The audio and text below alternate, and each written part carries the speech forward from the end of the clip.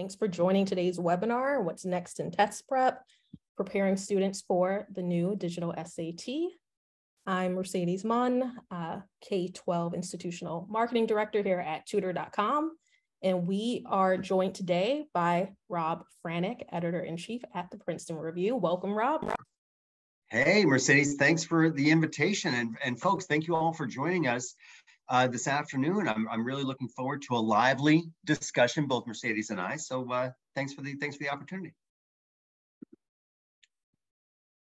Okay, so let's get started. All right, perfect. And folks, I should just a couple of housekeeping things. And Mercedes, as she said before, is going to be helping me navigate this thing, this webinar. We are so grateful to have so many of you with us today. Again, my name is Rob Franek. I'm Editor-in-Chief of the Princeton Review. I've been in the Princeton Review for many years in my position, a little over 20. But as Mercedes knows, I taught my first course, the SAT and then the ACT at tail end of Ronald Reagan's administration. So finally, I'm getting lots of the questions on the SAT and the ACT right. But today, my friends, we are going to look deeply into something that I suspect is making lots of the students and parents and other counselors and teachers all in your queue that you are dutifully representing today. And I know we have some parents and students with us this morning as well, or this afternoon with us as well. You are all welcome. But I suspect that this idea of the digital SAT is likely making us all a little nervous. We would be practically artificial intelligence if it didn't.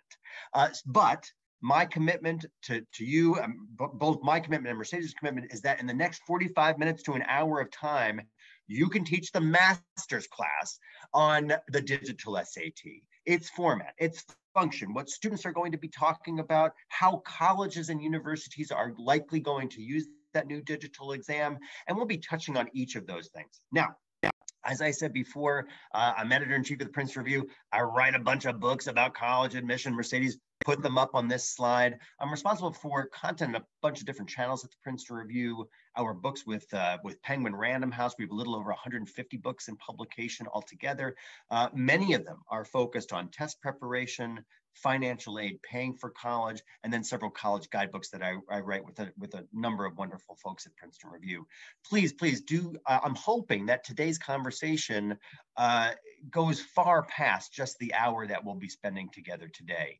My contact information is here across social media. If you prefer plain old email, I'm really hoping that our conversation can continue, and Mercedes will share her contact information throughout this as well. Just some other housekeeping things, and Mercedes, please do correct me where I'm wrong here. The chat function or the Q&A function that we'll be using on the webinar platform will be used to capture some of the question and answers that I'm going to be pushing out to the crowd.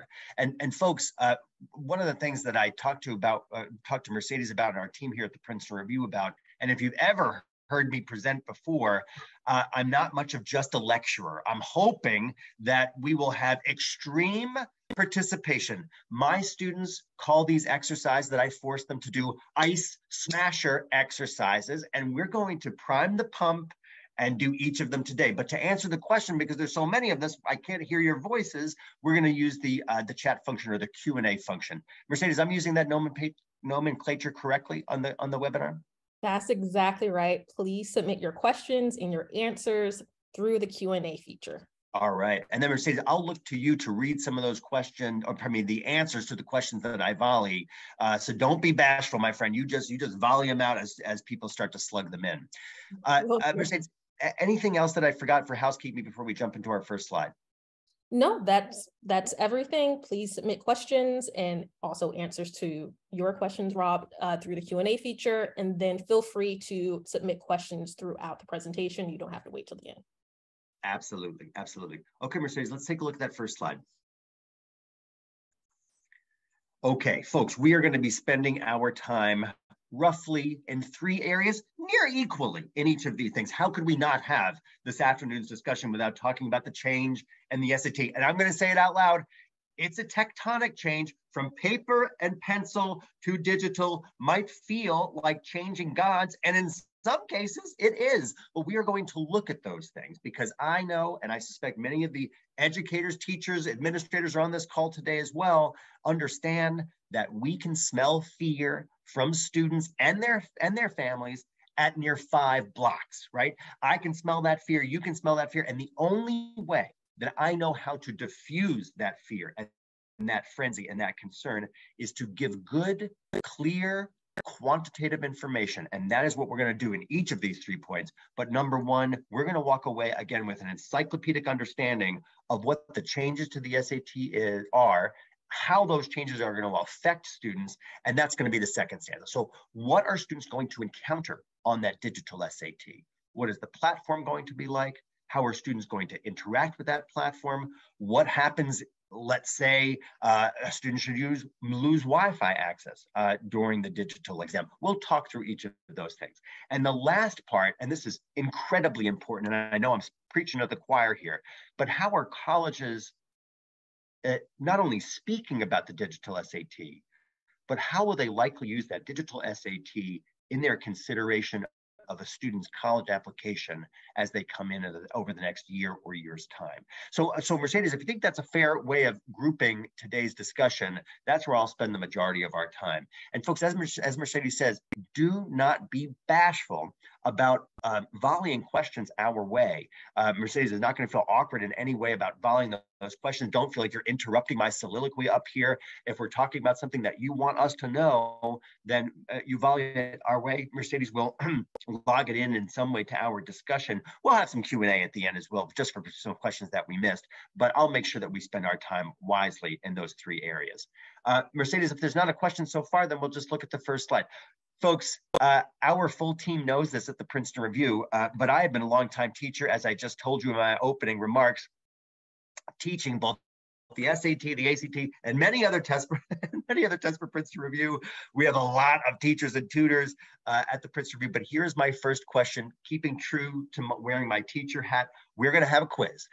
This, as you can tell, this is not an SAT or an ACT because there's no multiple choice. This is simply fill in the blank. You know how to do it. You have to push it into the Q&A portion, the your answer portion. Folks, here's the question. In what year was the College Board founded? Folks, as you're slugging in this question, I'm just going to give you some more information. You're going to know this already, but the College Board is the creator of all things SAT and all things AP, the 38 AP exams and every SAT test that we know and hate are created by the College Board. We talk about this word all the time, College Board. What does it actually, well, when was it founded? That's the question. Slug your answers into the Q&A channel. Mercedes, I'm ready with my pen, and you just start reading off those things to me as they got volleyed in. So we have 1950. 1950. 1965. 1965, okay. No Googling, folks. That's not fair if you're Googling, but 1950, 1965, anything else? We have 1901, 1976, okay. 1980, 1900. 1900, okay, great. Okay, these are some good volleys. Pretty wide margin there, Mercedes, from 1901 to 1980. You know, that's a pretty wide margin, but here's the thing, and we'll have the big reveal. Mercedes, let's take a look at the answer. It's 1899. What? The College Board has been around since 1899? Absolutely. Folks, the College Board was founded, true to its name, as a series of colleges and universities and then preparatory schools, essentially high schools at that time. And they created exams. And I'll have a little timeline walkthrough, which you can feel free to use. But the College Board has been around since 1899, and it has been creating tests since 1899. And that's a good prime the pump, Mercedes, for our next question. And folks, just to put this out there, I'm only going to make you suffer through 3 of these questions. Here's a big one. In what year was the first SAT given? Folks, the SAT, again, now we know it's created by the College Board as well as every AP exams. Folks, when was the SAT? Without Googling this, when was the SAT actually created? When was it first given? Pardon me. Slug it into the Q&A. Mercedes, I'm ready with my green pen, my friend.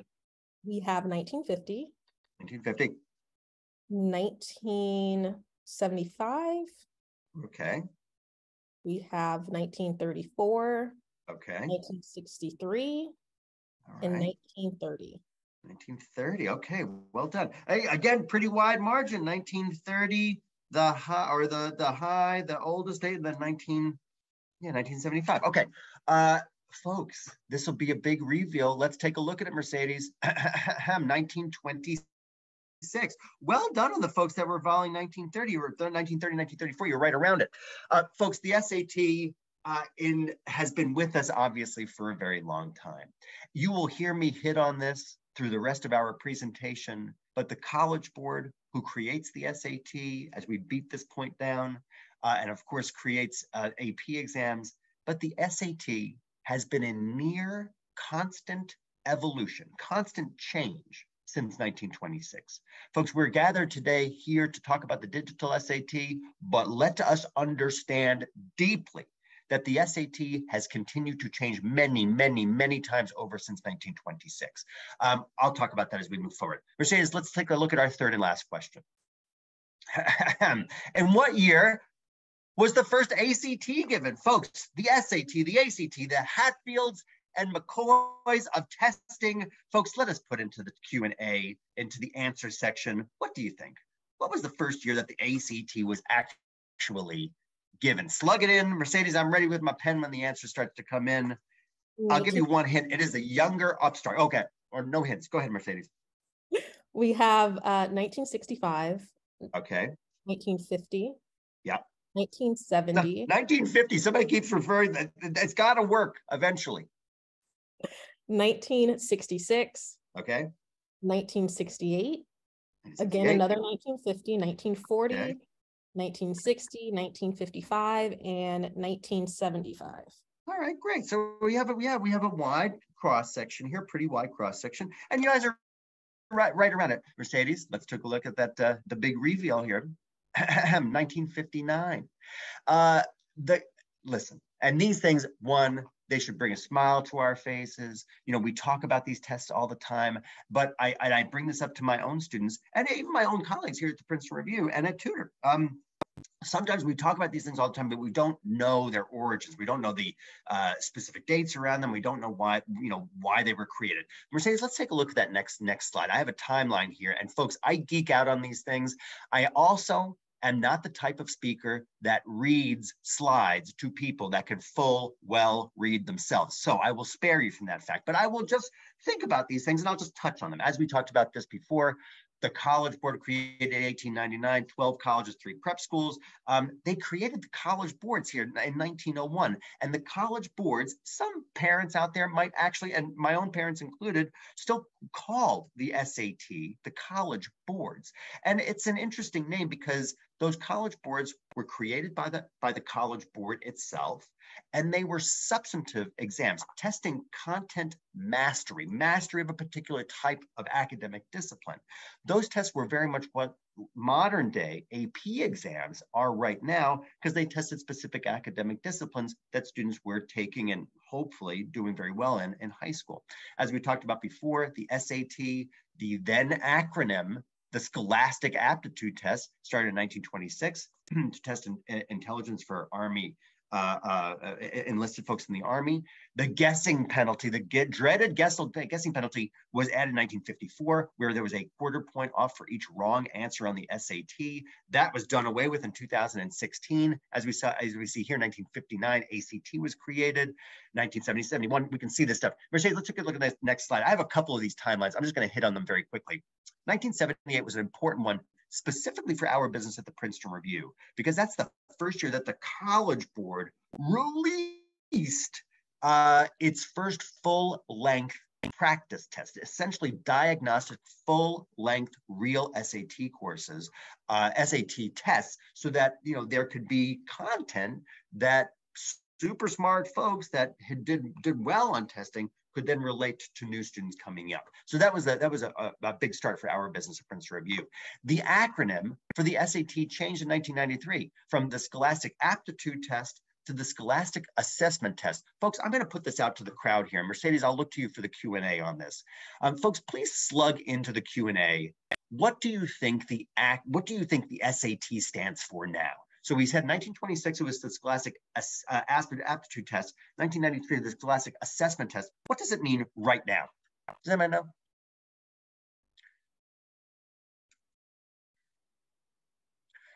Mercedes? Is it just the same letters? No, it's okay. Yeah, I'm sorry, go ahead. The Scholastic Academic Test? The Scholastic Academic Test, that's a good volley. And, or it means the same thing. I heard you before I cut you off on that one. Scholastic Assessment Test could be in the same thing. But here's the thing. It stands for absolutely nothing. The SAT is no longer an acronym. The SAT is simply now a proper noun standing for the SAT itself.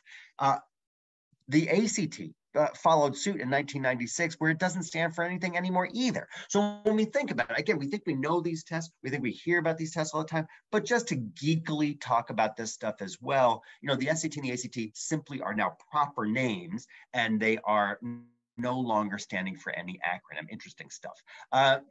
2005, just getting back to the point that we talked about before, the SAT and the ACT, but the SAT for today's conversation is in constant flux, right? 2005, it went from a 1,600 point scale to a 2,400 point scale, adding 800 points because they added in a full required compulsory writing section in 2005, right? So we talk about these things. This 2010, this is so interesting to me. I know we have a representation of folks from across the country joining our call today. So this might not be too surprising to you, but it's surprising. I live in New York City, Mercedes as well. So when we think about this stuff, we understand that there was a myth a few years back, like 25 years ago, that only colleges and universities on the left coast and the right coast of the states accepted the SAT, and then all the states in the middle of the country only accepted the ACT. It was wrong then, and it's wrong now. And this note on the 2010 nugget of information here really does, I think, underscore that. This idea that the ACT became the most popular test in the land. And folks, they held that for a 10+ year period where the ACT was the most taken test for college entrance than the SAT. And that, to me, if I were the head of the college board who creates the SAT or ACT, that would bother me. And folks, it bothers the folks at the college board. And Mercedes, we'll take a look at the next slide. And they've wanted to ratchet back that share, that market share that the ACT had been stealing from them. And we saw that change, well, we saw the beginning of that change in 2014, right? When the SAT again announced that it was going to change again from 2005, and it was going to move to a 16-point scale. So the writing section was no longer required. It was no longer compulsory. And the first test rolled out in 2016. We know all of these things, right? 2021, the College Board eliminates the optional essay. They also eliminate in that same year each of the 20 SAT subject tests. More modern times, 2021, the University of California system, and that includes the Cal State system as well. Other than our home state and my home state system here in New York, the SUNY system, the State University of New York system, the UC and Cal State system is the largest. And they said, listen, we are going to become test-free or test-blind, which simply means that if you're applying to UCs or Cal State schools right now, that they can't honor your essay, they can't consider your SAT or ACT scores, even if you should submit them.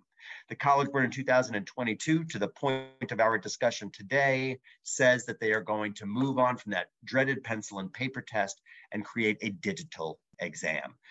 Mercedes, let's take a look at that next slide, because this is the stuff that we really want to talk about. The test chart, we can move on to the next slide. I'm sorry, my friend. The SAT is going digital, but it is not going online. Now, you might think that Mercedes and I are splitting hairs here on digital and online. It all means the same thing, but in this case, it does not. Now, for those folks that were counselors or those parents that are with us today, or that were around at the height of the pandemic, and we're just going to walk down memory lane here for a minute.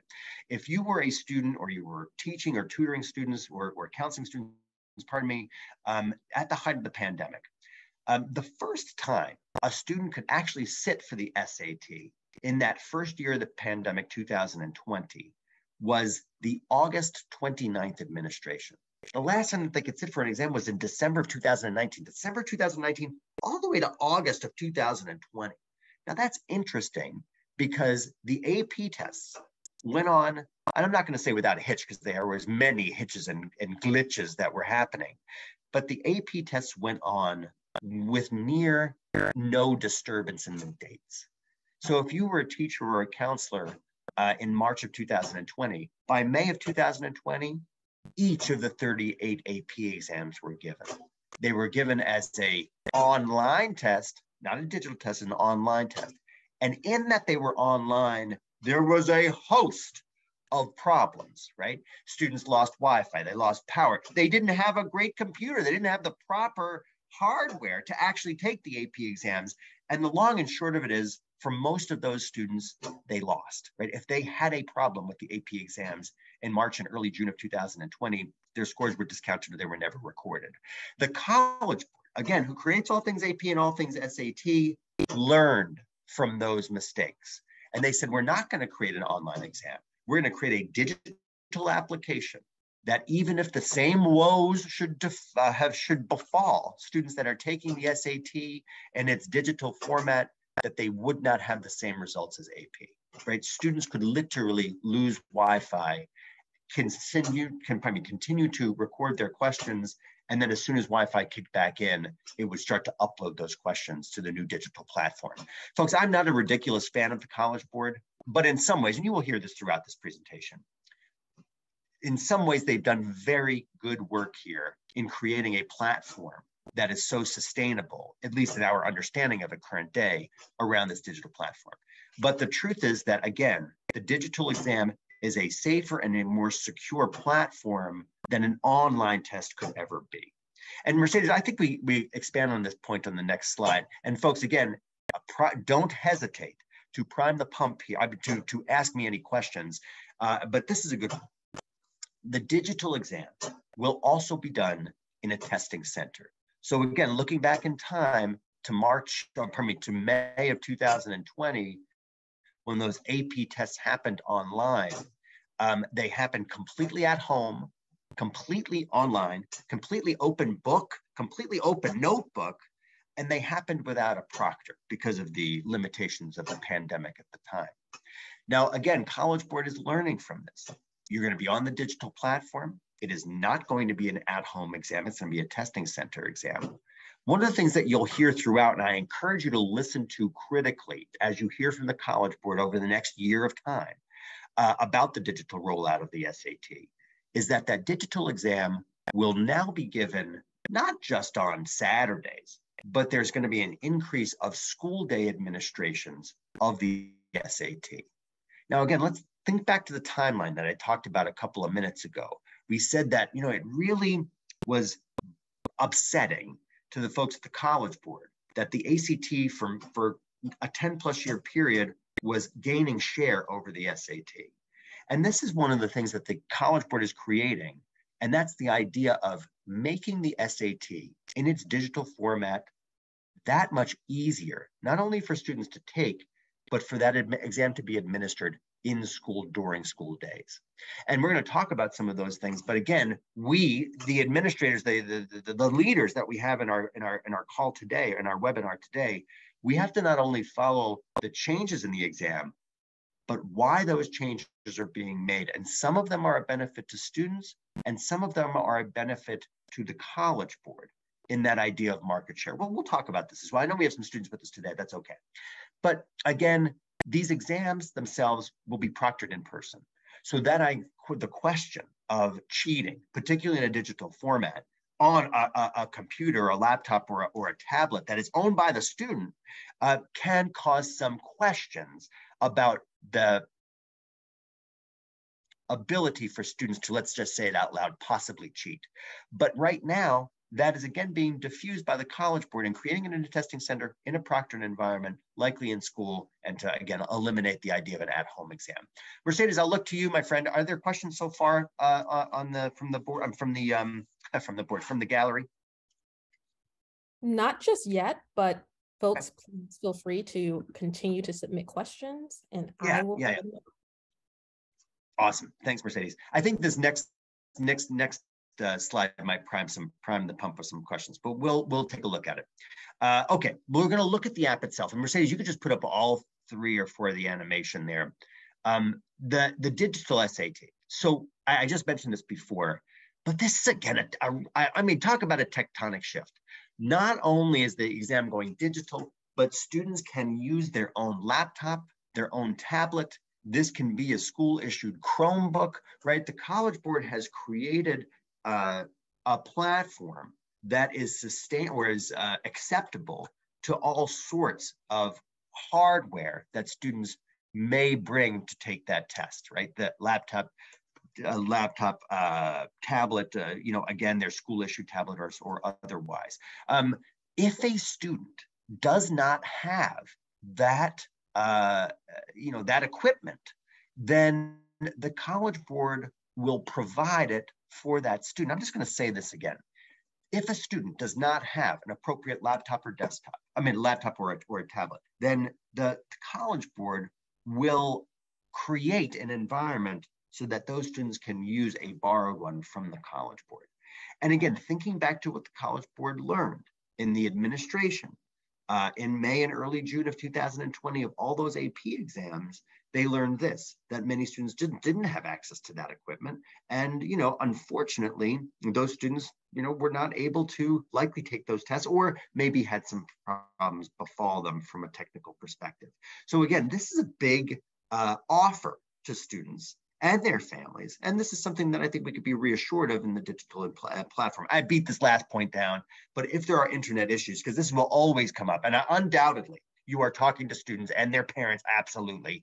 But this issue of internet access, whether you're losing power, whether you lose Wi-Fi, again, the platform is able to sustain those things moving forward. And this is a coup for students when we start to think about the value of this overall. Mercedes, I'm just going to keep plowing through this unless folks have questions, but we'll look at this stuff. Folks, this statistic, and I'm just going to preface this by saying, this is for, as you can see here in my slide, this is for the class of 2021. Now, those folks graduated in May or June of 2021, which means they were trying to take the SAT or the ACT, but the SAT at the height of the pandemic, as we talked about before in 2020. But even then, 62% of test takers for that SAT were taken in school, right? And as we talked about before, and going forward from this afternoon's discussion, you will not be able to not hear these words from the College Board, right? Simpler, easier, ease of testing, ease of platform, ease of administration for the folks that are going to be the administrators and the proctors of those exams. But even at the height of the pandemic, 62% of all students still took the SAT that year in 2020, even into 21, in a classroom. That is likely going to continue and likely ratchet up. We call it this incredible hockey stick that will likely continue to happen as we move on well past the years of the height of the pandemic. Mercedes, I'll look at the next slide, or we could take a look at the next slide. Okay. Oh, this is a big one. Let's just let this sink in. Folks, the digital exam will be far different from the pencil and paper exam for this simple reason. The pencil and paper test that every student that is a junior in high school, all the way up from the beginning of time, or 1926 when the test happened, it is no longer going to be a 3-hour test, it will be a 2-hour test. Now I'm going to burst the bubble here a little bit, Mercedes, because it's really a 2-hour and 14-minute test, but be that as it may, we can call it from 3 hours to 2 hours. And Mercedes, we put up the animation there at the bottom of this slide. I think there's 2 or 3 nuggets of information. Okay, I'm going to start with this last one first, reduced fatigue. Folks, as I said before, I've been a longtime teacher at Princeton Review and Tutor, as have thousands of my colleagues. But the idea of having a student, and I know we have some students with us today, sitting in a classroom environment, in a proctored environment for 3 hours of time, and it's three plus hours of time when we start to think about all of the instruction portions submitting your exams, it is a huge lift for students, right? When we start to think about fatigue overall, a 2-hour test as opposed to a 3-hour test is again a huge benefit to students from that perspective. The way they're doing, the College Board is doing this, shorter sections and fewer questions. folks, we should all feel incredibly good about this slide and about what we're talking about. I'm going to burst your bubble in the next slide. Mercedes, let's take a look at it.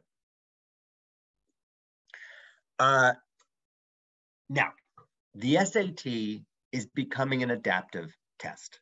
Now, we're just going to walk down memory lane here again. For any folks that we have, administrators, teachers, counselors, if you're in my age group or otherwise, the first time that you could take, let's say, a digital or an online version of the GRE was in 1994, right? The College Board creates the GRE as well through ATS, right? So we understand that the College Board has had the ability to create online or digital exams, in this case, in the older days, online exams, but the exams were adaptive. And this is what we need to take away from this slide, that in an adaptive test, the nature of an adaptive test is that once you answer a question correctly on an adaptive test, the next question that you will likely see, as you can see here in the slide, will likely be that much harder than the first.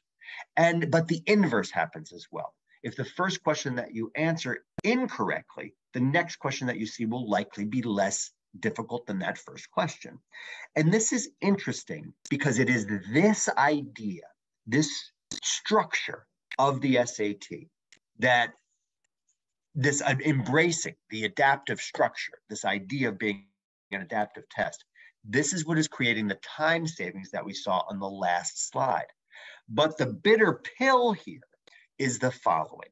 No longer are questions on the SAT all created equal. I tell each one of my students at the Princeton Review, all of my colleagues do the same thing. For the pencil and paper test, the first thing that I tell my students is the following. There are no additional points earned for answering the most difficult question on the SAT as opposed to the easiest question on the SAT. They are all created equally from a point perspective on the current pencil and paper test, right? So my obvious strategy is answer all of the easy questions first, but that strategy goes out the window for most of this new digital and adaptive test because of the adaptive nature, as students are answering more and more difficult questions, those more difficult questions are counted. If a student should answer them correctly, are weighted differently. They have a higher weighting than would an easier question on the SAT.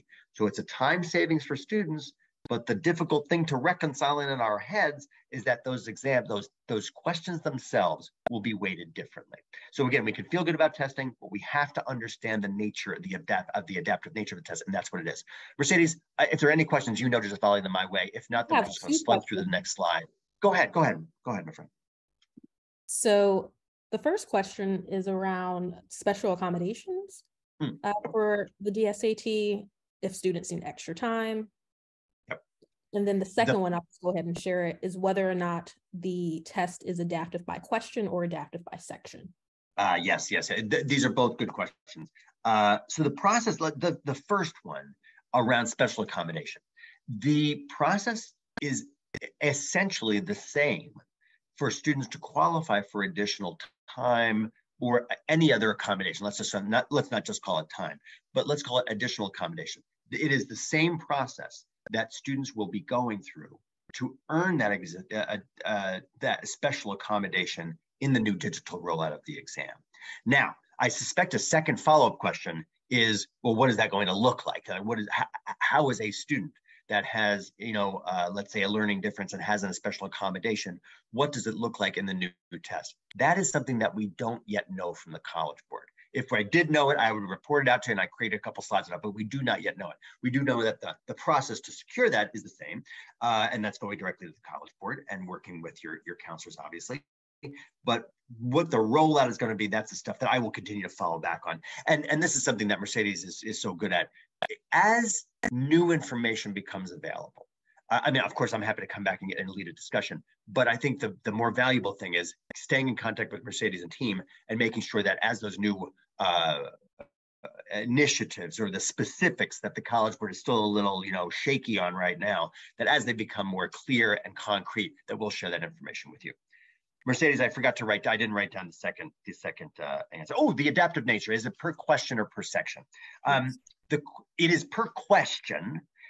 So as I said before, the strategy that I've been teaching, or we've been teaching at the Princeton Bedrock strategy, flexibility in a section, or flexibility to answer all of the easy questions first, it still holds true, but only by section, right? So once a student answers one question and they see a more difficult question, or they see an easier question based on their performance in that first question, students can still pick and choose the questions that they're wanting to answer, but that's in each of the modules. Once a student moves on to the next module, they will not be able to move back to the first. Actually, Mercedes, I think that might be the next slide. Well, let's take a peek.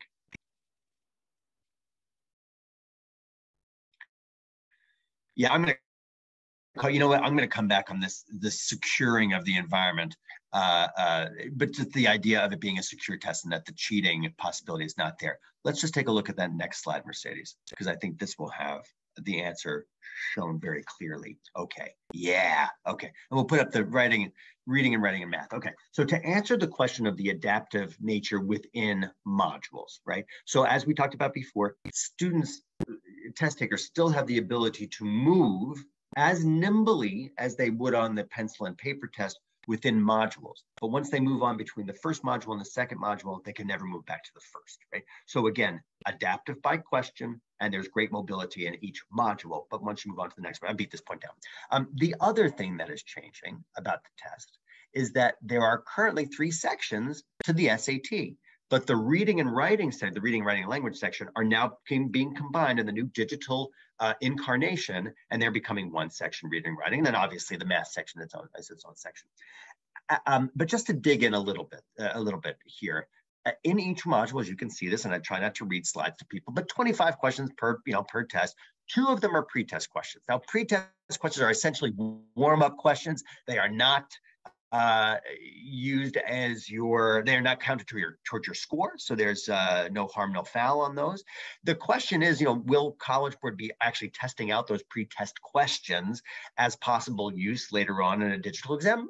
Maybe, likely, but we don't know that to be true. But at least from a warm-up perspective. And again, I tell this to all students even before I get them in my classrooms, or particularly when I'm talking to their parents, or teachers or counselors. I'm like, listen, you have to be ready to jump on that exam. And the only way that you can be ready to jump on an exam, obviously you have to be familiar with the content, but you have to be also familiar with the environment that you're in, right? How are the instructions given to student test takers for the SAT? Because if you're familiar with those things, then it's not foreign to you when you first encounter them on the SAT. So if you've taken a bunch of SATs in a practice environment, then this is of great value to students in the actual real-time testing environment, because they're familiar not only with the content, but the way the questions and sections are created.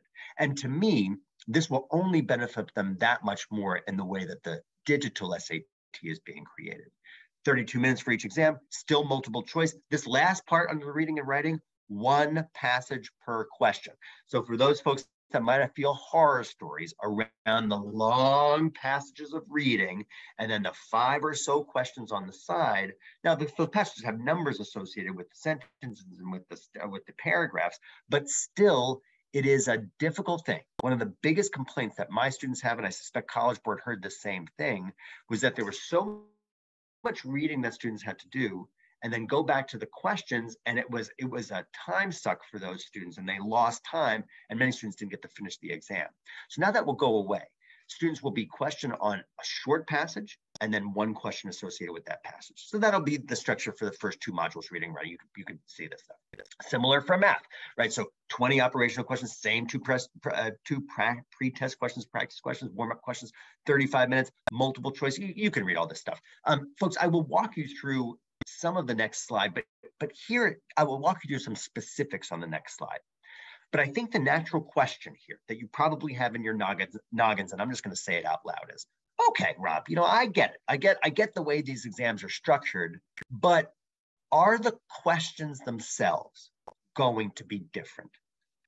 Has the College Board decided to not only change the structure, but to change the content of the questions themselves? And the very short answer to that is no. The College Board had the ability to say, yes, we're going to change the structure and we're going to change the content at the same time, but they didn't do it. They said, and this is probably, I think, not probably, it's a real benefit to students, because I think that students can easily learn, or relatively easily learn, particularly in a digital environment that they're so used to anyway, how to take an SAT in a digital platform. But it's the changing of the question types, the content that is being tested, that is probably better left alone, at least for this iteration. And in Mercedes, I think that I hit on this a little more detail on the next slide. Let's take a look. Yeah, question types on the SAT. Yeah, Mercedes, let's just move past this one, because this is just summarized what I just said. 3 sections now to 2 sections. I could have said that easily. Let's just take a look at that. Yeah. Questions coming in too. Oh yeah. That's good, Mercedes. I'll take a question, or take as many questions as you wish.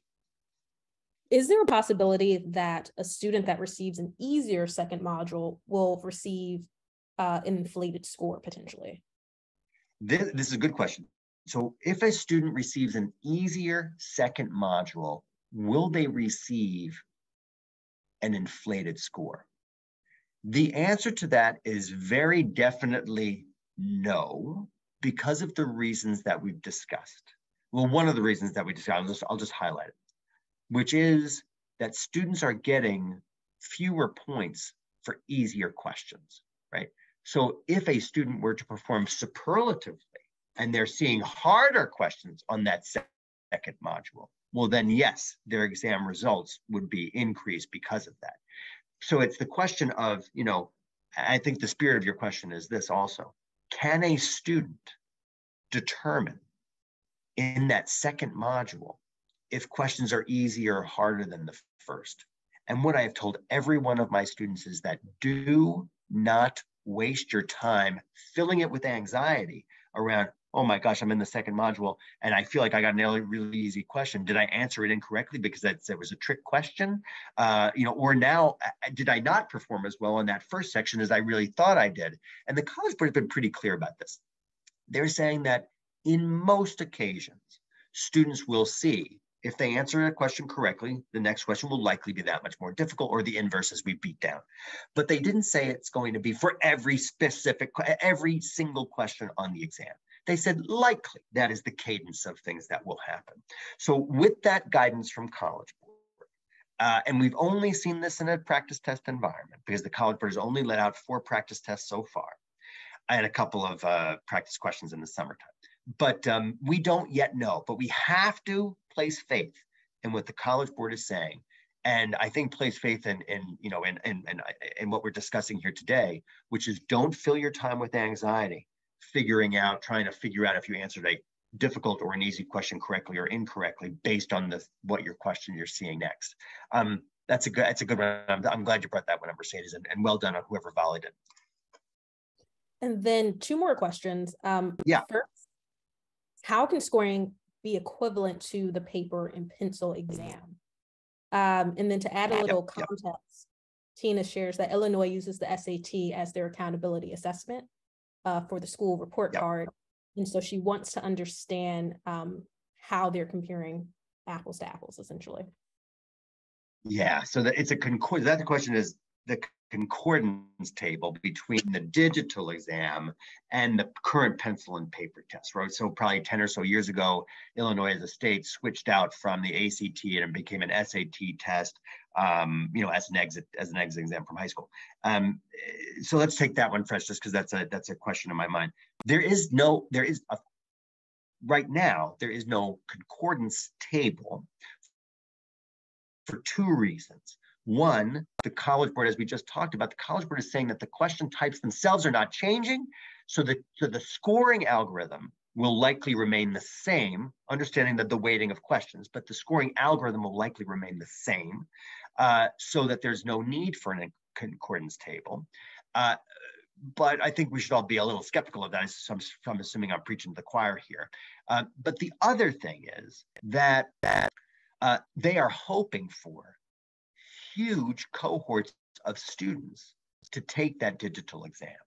You'll see in a future slide, I have a timeline up there, but the first students that will sit for this digital exam are going to be international students, and that's going to be in the March administration, 2023, a couple of weeks from now.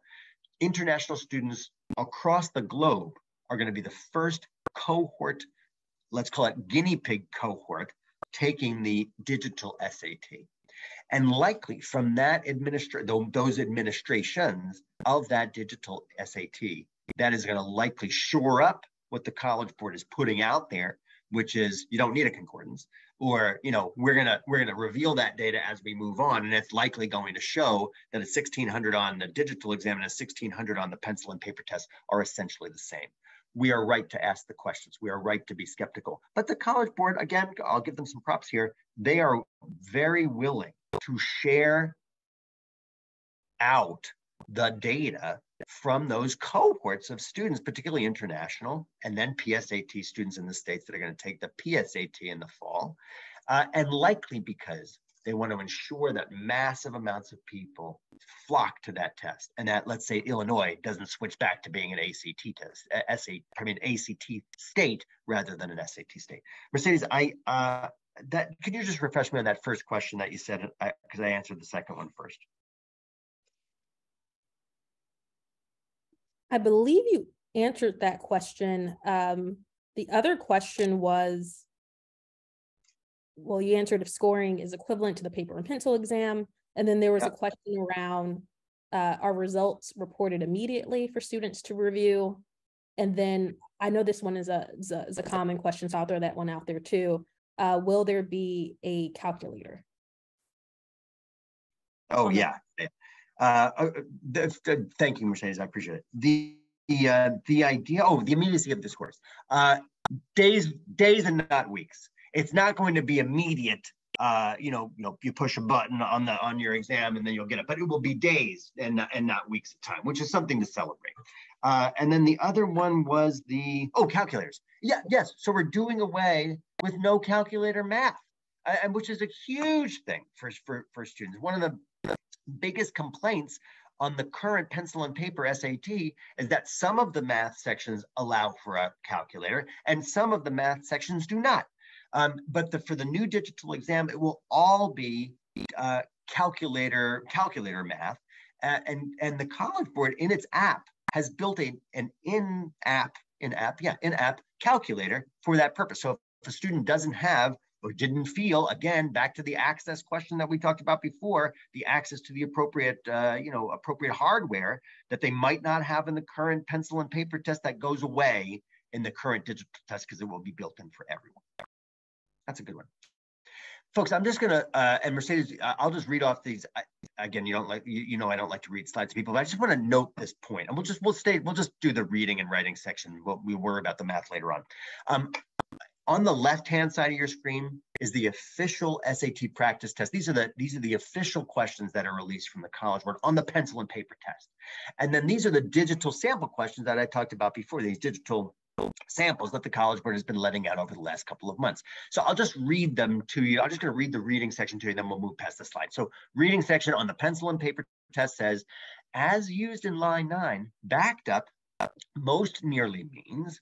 And then on the digital exam, as used in the text, what does the word quality most nearly mean? So again, I'm just trying to show here, hopefully in a clear way, that the content is not changing on these tests. If I was a better math teacher, I would read you these formulas, but I'm not going to. Mercedes, I'll switch to you, my friend. Let's look at the next question, and then next slide, and then you can volley things my way.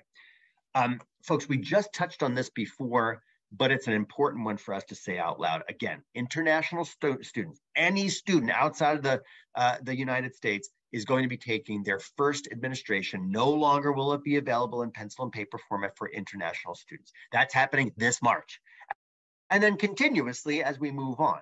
For the PSAT in the second column, students that will be taking the PSAT this fall throughout the US are going to be taking it in the digital format, which I have to say it out loud, is a coup for students that will ultimately be taking the digital SAT here in the States as well as internationally in the digital format come March of 2024. And the reason that the PSAT is so important in its digital format is just what we talked about, the same logic before, which of students, getting into the trenches, getting there, getting the feel of the digital environment, the question types, the instruction, the environment itself, the timing, the use of the calculator, the online calculator, pardon me, the in-app calculator, all of those things will add to the students' comfort, diffuse anxiety, and likely increase speed as they move on. So again, you understand I'm drinking from the well here, but the more students face a digital SAT or a digital pre-SAT in a practice environment, this to me is the bedrock of prep, right? I mean, it's the bedrock of being ready because you feel expert in an exam. And this digital rollout, again, props to College Board. You know, this is a significant amount of time. I mean, they started this rollout. They started talking about it in January of 2022. And, you know, it's a 2-year rollout, similar to the past models when the SAT has changed in the past. So this feels right to me. Mercedes, questions that people have volleyed on timeline or otherwise? Okay. Yes, we have a few questions. Okay, go ahead. What is the order of the exam? What is that going to look like? And can students still cancel their scores in the same way they could with its predecessor on the digital exam? The scores seem like, yes, they can be canceled. I will follow up to ensure that that is correct for the international students in that cohort. Some of the paint is still being applied on those. And Mercedes, I'll just take a note on my side to make sure I answer that question, you know, for these folks, and we'll follow up with them to ensure that. For the order of the exam, I am actually ignorant. I'm actually ignorant of the order of the exams for that new test for international students. On the digital exam, it is moving from the reading and writing section directly to the math section in the way that in the cadence that we had talked about before. For this first and true digital exam for international students, I will find that out because that logic will likely hold true to the new students. So order the exam, Mercedes, that's on my list. So I'll for at least 2 questions that I will report back to these folks as we move on. Thank you. And the last question is around, are students allowed to get essentially scratch paper to use during the digital exam? You know what?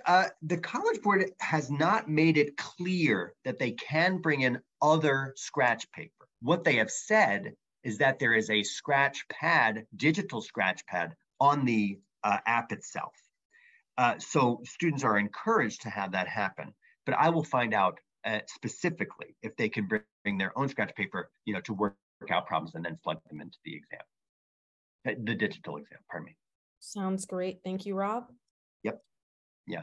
I'm sorry. I wish I had the answer to that question. These are 3 good ones, and I'll make sure that I school myself on them, and then I'll report it out to the crowd. Folks, just on this slide, and we can whiz past this one. The College Board is being bullish around this idea of, you know, students not being able to cheat on this exam. And I just we put the slide up here for a reason. You know, like international students are taking the digital SAT as we beat down the same day as students here in the States are taking the pencil and paper exam. But they're being bullish and saying, you know, there's not going to be, even though those students are going to be on, you know, a digital device, that there's not going to be any crossover. There's not going to be any availability to cheat. And let's just factor this out.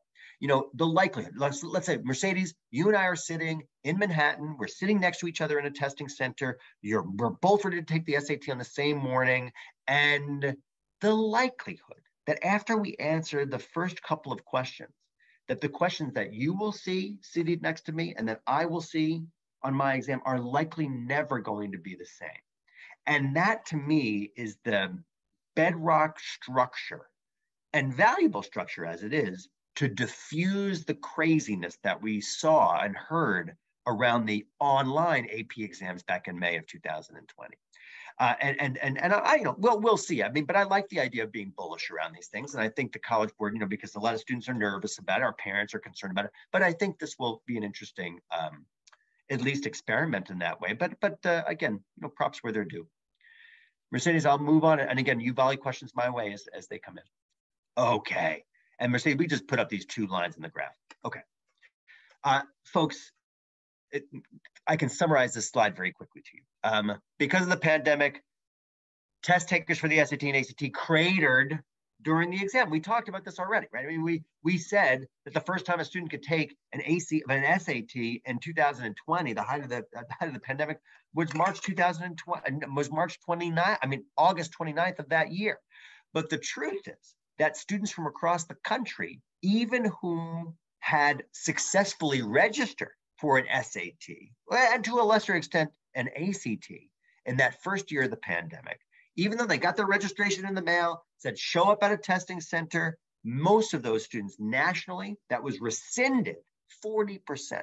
If students were unlucky enough to live in the following states at the height of the pandemic: California, New Jersey, Massachusetts, and Rhode Island, those were reporting much higher rates of registrations that were being canceled. New Jersey had a 70% rate of all students that wanted to take the SAT, receive a registration in the mail, but then it was rescinded.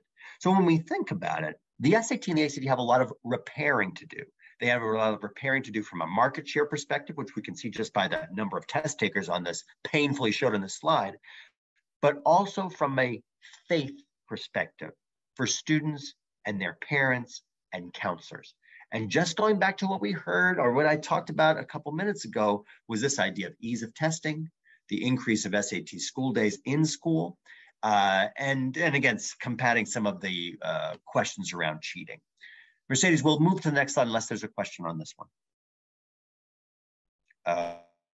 Oh yeah, this is a good slide. I love this one. Now, this, I do a survey at the Princeton Review. Actually, I'll include this in the questions that I send to you. And the survey, which I'm sure you'll find interesting, is called College Hopes and Worries. And we have a little over 15,000 college-bound students and their parents from across the country, all of whom annually fill out this survey.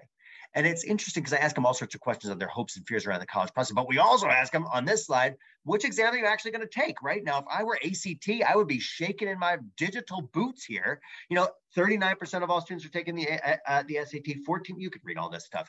33% of students are taking both. So when we start to think about it, although many states are like the Illinois example, where they will use one or the other of these tests as an exit test upon high school graduation or getting to high school graduation, and some may continue to do that, and that's how the SAT and ACT grab great big sections of share back, market share back, because a populous state like Illinois will say, yes, we're going to switch from ACT to SAT, and that dramatically increases the number of students in that state.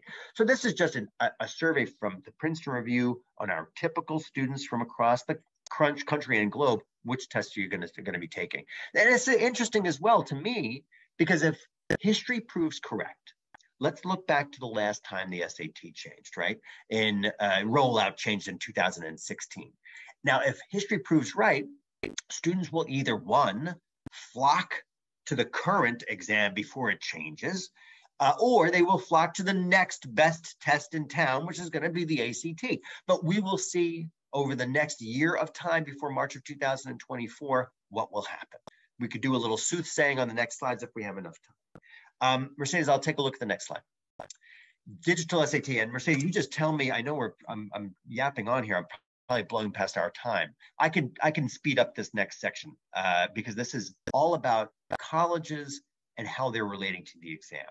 Now, again, this is a quote from the College Board, the creators of the SAT, right? And it's obviously saying that schools are going to treat the exam, or that the exam is going to be as valuable today from an admissions perspective, as well as from a career readiness perspective. We will see if this might seem a little hyperbolic, but it also is slightly navel-gazy on the point of the college, part of the College Board, but be that as it may, they're being bullish. Let's take a look at the next slide, Mercedes. Okay. Will they? Yeah, okay. You will put up all the, yeah, that's good, Mercedes. Okay. So colleges will view the SAT the same way. Listen, as we talked about before in our very beginning icebreaker, ice smasher, we said the College Board has been around since 1899, right? It is literally since 1899, and now a constituency of colleges and universities. So we have to know, like we know our names, my friends, that the colleges that are part of the College Board constituency, I guess that's still the right word, we're consulted about the new SAT. It wouldn't have happened. The College Board couldn't have rolled out a new digital version of the SAT unless colleges said, yeah, we're going to buy into that stuff. But they had to, like the Senate is going through now, like the Speaker is going through now, they have to give up some things for that. So there's going to be validity studies that are going to come out, hopefully from these international student population first, but then certainly PSAT population. And as the new digital exam takes root across the globe in March of 2024, that is still going to remain the same. We're going to have hopefully massive amounts of data that will be shared with us, but with schools themselves, with colleges and universities, and then with us on the high school side of the fence or the counseling side of the fence. And schools, this last point, folks, they still get to be test optional. It's funny to me, and Mercedes, she and I have talked about this idea of schools are test optional temporarily, right? There are the Cal States and the UC systems that are test free. There are the Scripps colleges that are permanently test optional out of the Claremont colleges in California. But most schools report only that they are test optional temporarily. Now, it's been 4 years temporary status, maybe even 5 years temporary status, but they are holding on to this idea of test optional being temporary, likely because they want to see what the digital rollout and the results of that digital rollout exam is going to be. Mercedes, we'll take a look at the next question, next slide. Oh yeah, folks, as I said before, and Mercedes, you could just slug through the whole animation. I still read a couple of books for Princeton Review with a wonderful team of writers. One of them is this book. You can buy the book. You can get it online on PrincetonReview.com for absolutely free. So choose the way you want to consume the data. But here's the thing.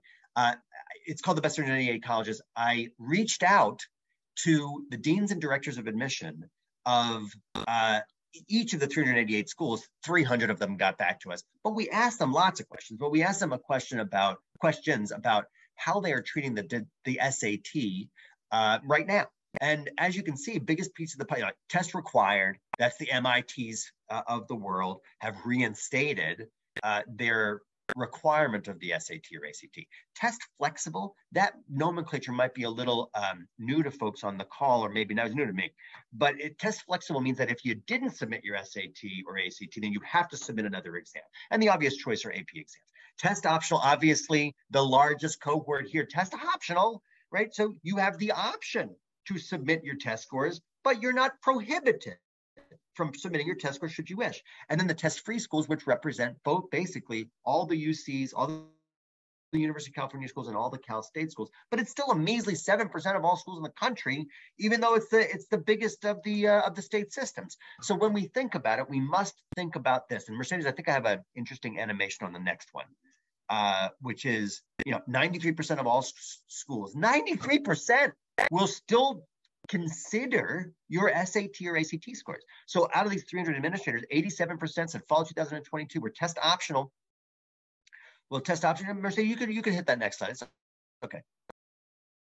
We're 93% were test optional, but we'll still look at your SAT and ACT scores if you submit them.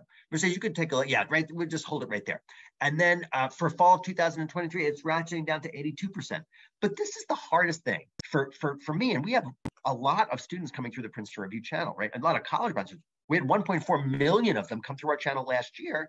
And that's 1 out of every 2 students who applied to college last year. And this is the most difficult thing for me to reconcile, to speak out to those students and their parents and their counselors that are helping them along the way, which is the following. Test optional does not mean test prohibited. If you are, these test optional schools will still consider your test scores if you submit them. So my point here, and you can see I get up, I get agitated about this because it feels a little disingenuous to me for a student to feel, they don't have to take an exam, but for a student that does take that exam, that they will have an additional criteria than a student that doesn't submit them.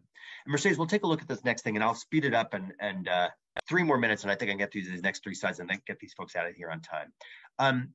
These are the schools. This is my best animation that I've ever done on PowerPoint.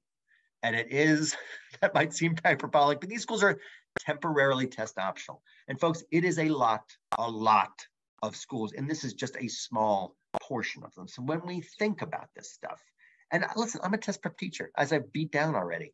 Do I think the SAT or the ACT are good exams? No. Do I think that they are fair tests for students? No.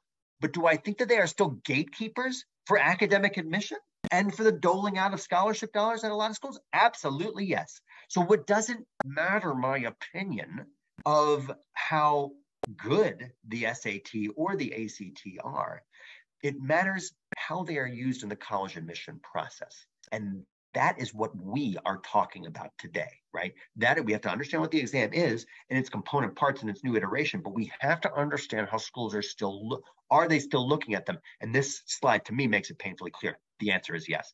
Mercedes, I think that might be my last slide here, but I don't know. Oh yeah, we can move past this slide. This one is just to note, and you know this already, is that due to the pandemic, we have more applications than we ever did before, at least at some schools. So applications have ratcheted up. Unique applications, those are applications directly to colleges, and then total applications, that includes all of the common application numbers. So they've increased the number of applications to schools.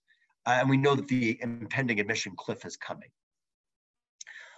How many students are still submitting test scores? Folks, this number is based on the class of 2021. So these students were taking the exam at the height of the pandemic. Hence, we see why the Stanford number is so low. As soon as the new numbers come out, then I will submit them for national numbers. But Mercedes, we'll whiz past this slide, and then we'll take a look at this last one. Listen, this is a bit, and just thinking about students do understand how to do this stuff. I'm convinced that if it is the SAT that they think is standing in their way, then this should not be a concern for students and parents. That is my job at Princeton Review. That is Mercedes' jobs at Tutor, is to make sure that we're creating content to allow those students to foil an exam that feels like a specter to them. And this is SAT or ACT or AP exams as well.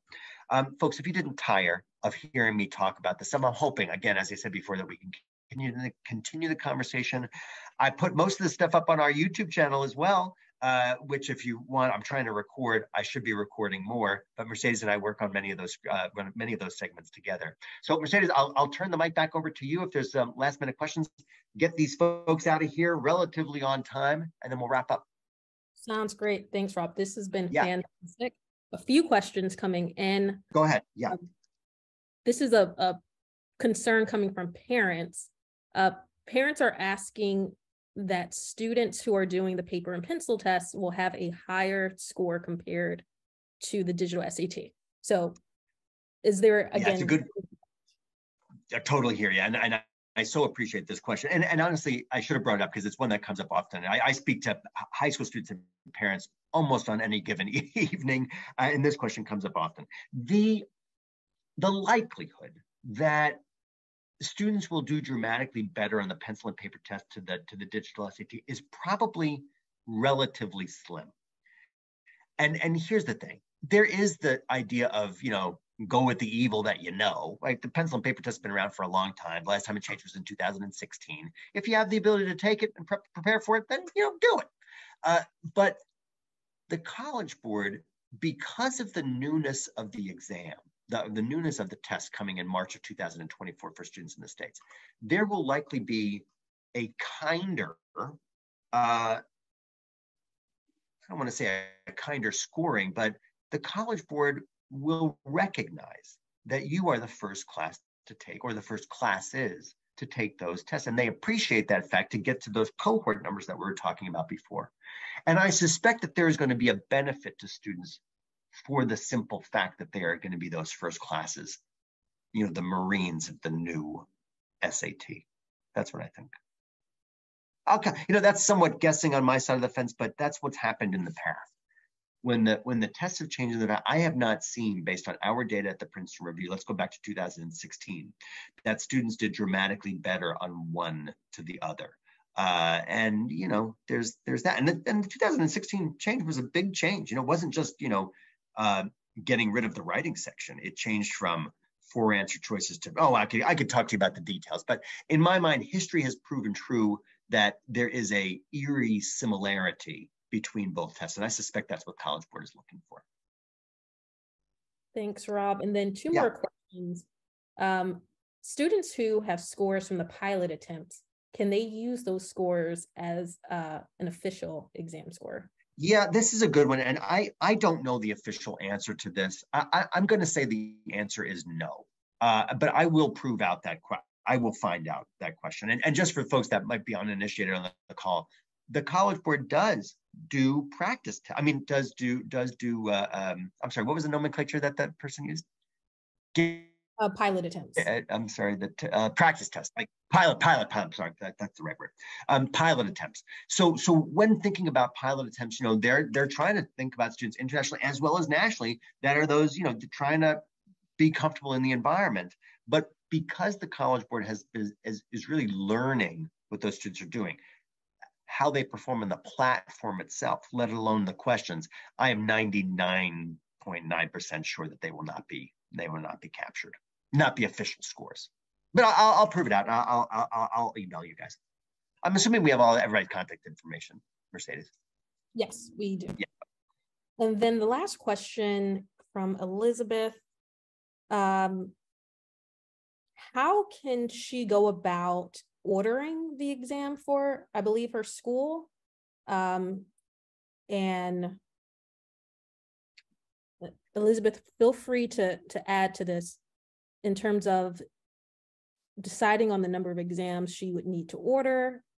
Is there any thoughts or advice on? I think, Elizabeth, I so appreciate this question. Elizabeth, I think that's a College Board question. I hate to punt a question, but the truth is that, if you're a testing center, and that if I understand the spirit of your question, which is, if you're a testing center, how do I make sure that I am preparing the environment from an inventory perspective, and that inventory, as we talked about before, is going to include, a significant amount of hardware, right? That's going to be supplied by College Board.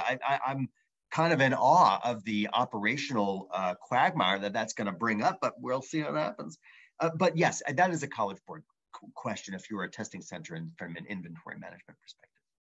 Thank you, Rob. And two last questions. Yeah. Engagement. From Courtney, we use the PSAT as data to see how we are preparing our students for the SAT. Will the PSAT and the SAT have a correlation? Yes, the answer is yes and yes. And because of the timeline that we lightly touched on, this idea of students that are taking the PSAT are taking it the fall of 2023. The next cohort of students, those students will, as they age, right, they'll move into that cohort in March of 2024, sitting for the first digital SAT. So from a concordance perspective, concordance, it will be similar because the platforms will be digital and they are created by the College Board. So, we can infer, we haven't yet seen the PSAT in that environment, at least I have not, and our team has not, but they are going to be similar, and the concordance is hence similar because that cohort will be taking the digital exam, both in the PSAT format and then in the SAT format come 2024. Awesome. Thank you, Rob. Yep. That concludes the questions, but I will share one comment from Tom who says, just wanted to say thank you for the information and for all you do. I hope you have a wonderful and blessed rest of your day. Oh, thanks, Tom. I appreciate it. And folks, you've been an attentive crowd. I'm sorry I went over. I don't usually do that, but this was a lot of information. I appreciate all of your questions and feedback. Mercedes, thank you so much. And folks, I'll answer those 4 or so questions that I promised, and I'll relay them back through Mercedes, and we'll go from there. Awesome. Thank you, everyone, for joining. I will share the webinar recording as soon as it's done processing, and you'll have that as a resource. Thank you, Rob. Amazing webinar today. Thank you. Pleasure. Thanks.